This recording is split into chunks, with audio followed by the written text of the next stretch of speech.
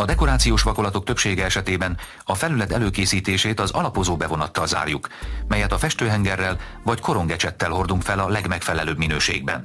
Így egyenletes netszívó képességű felületet kapunk, javítjuk a tapadást, fokozzuk a víztaszító képességet, megkötjük a poros részeket, és egy már előfestett felületet kapunk, ami különösen fontos akkor, ha dörzsölt szerkezetű vakolatot szeretnénk kialakítani. A vakolatok csomagolásán lévő használati utasításokból, a termékek műszaki adatlapjáról szerezhet információkat arról, hogy a dekorációs vakolatok egyes fajtáihoz és az adott felülethez melyik alapozó bevonat a legmegfelelőbb.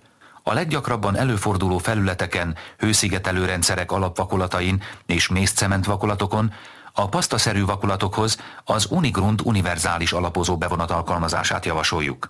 Egyébként pedig használhatjuk a vízzel hígított Jubosil F-et a szilikonos vakolatokhoz, valamint a Jubosil FX-et vagy a Jubosil GX-et a szilikátos vakolatokhoz.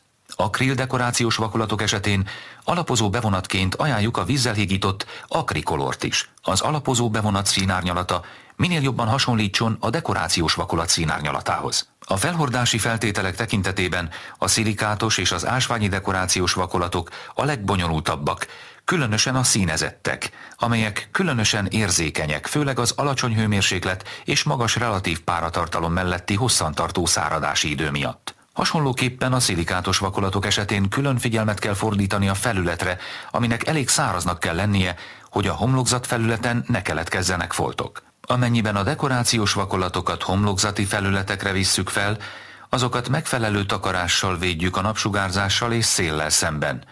Eső, köd vagy erős szél esetén pedig nem folytatjuk a munkát.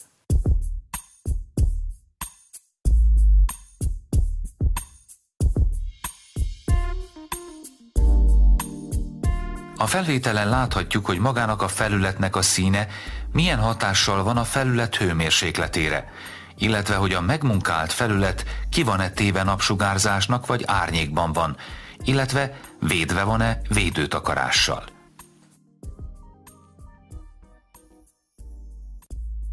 Ezért, ha nem használunk takarást, akkor a dekorációs vakolatokat mindig árnyékban hordjuk fel a felületekre.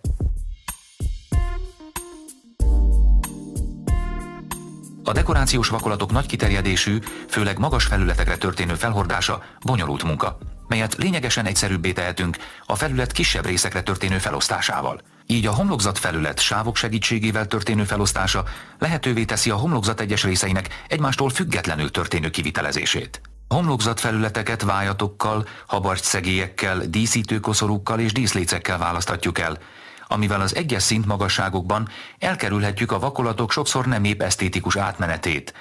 Áthidalhatjuk az általában zavaró és túlságosan szembetűnő egyenetlenségi hibákat, amelyeket a nagyobb felületeken még az átlagon felüli precizitással végzett munkával sem lehet teljesen elkerülni.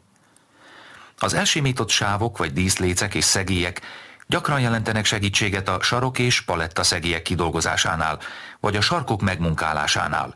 Különösen akkor, ha a felületet nagyon durva szerkezetű vakolatokkal látjuk el, melyek esetén az éles sarkok kialakítása technikailag szinte lehetetlen, vagy pedig ezekhez a részekhez, a vakolat megmunkálásához és a szerkezetének kialakításához használt eszközökkel nem tudunk hozzáférni.